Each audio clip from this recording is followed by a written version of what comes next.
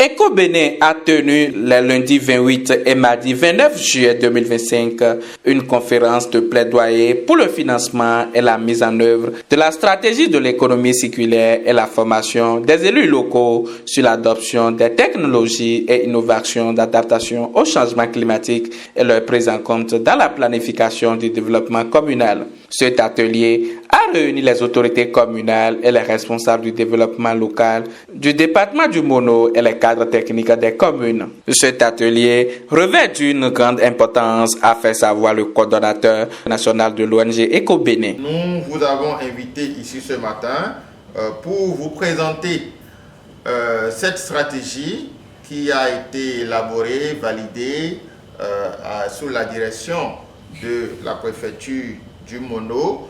Également échanger sur les possibilités que cette stratégie soit financée et mise en œuvre et bien arrimée également à la stratégie de l'économie circulaire qui est élaborée avec l'appui de la BAD et sous la direction du ministère du cadre de vie afin que notre département, le département du Mono, soit précurseur de l'appropriation, de l'intégration de ces différents outils à la mise en œuvre du développement local et pour le bien-être des populations dans nos contrées. À l'ouverture des travaux, le secrétaire général de la préfecture du Mono, représentant l'autorité préfectorale, a notifié que cette vision s'inscrit parfaitement dans la ligne droite des objectifs fixés par le gouvernement de la rupture dans le cadre de la lutte contre le changement climatique.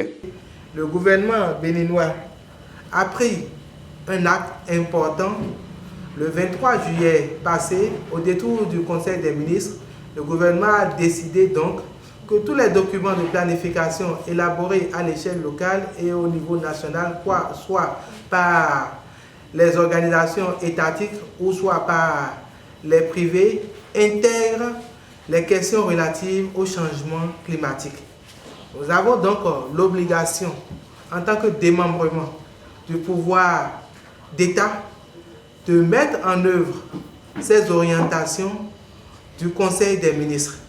Nous avons donc la lourde responsabilité de trouver les astuces, les stratégies pour intégrer les questions liées à l'économie circulaire dans nos plans de développement communal, dans nos schémas directeurs d'aménagement communal, dans les déclinaisons de ces différents documents. Je veux parler en l'occurrence des plans annuels d'investissement par endroit, des plans annuels de développement ou bien des plans annuels communaux dans d'autres communes. Au-delà de ces documents, nous devons faire l'effort non seulement pour mobiliser à notre niveau des ressources nécessaires pouvant nous permettre de mettre en œuvre les activités planifiées dans le cadre donc de la résilience et surtout de l'adaptation au changement climatique. Au terme des 2 jours de travaux, la chargée de projet à Eco-Bénin fait le point des activités. Donc, durant ces 2 jours de travail, nous avons remarqué une réelle implication des participants qui étaient nombreux, qui ont répondu vraiment présents à notre appel. Donc, on a travaillé pour leur montrer l'enjeu de l'économie circulaire pour le département du Mono. Également, on leur a présenté les différentes technologies et innovations d'adaptation au changement climatique. Donc, après cet atelier, ces derniers vont se charger d'intégrer ces thématiques dans leurs documents de planification au niveau communal pour la promotion de l'économie circulaire et des technologies et innovations d'adaptation au changement climatique. Issus des communes du département du Mono, les participants ont acquis des notions sur les stratégies de l'économie circulaire et apprécient à juste valeur l'initiative. Les 2 jours sont bien passés et les informations ont été très bien effectuées, si bien que c'est une formation de recevoir et de donner.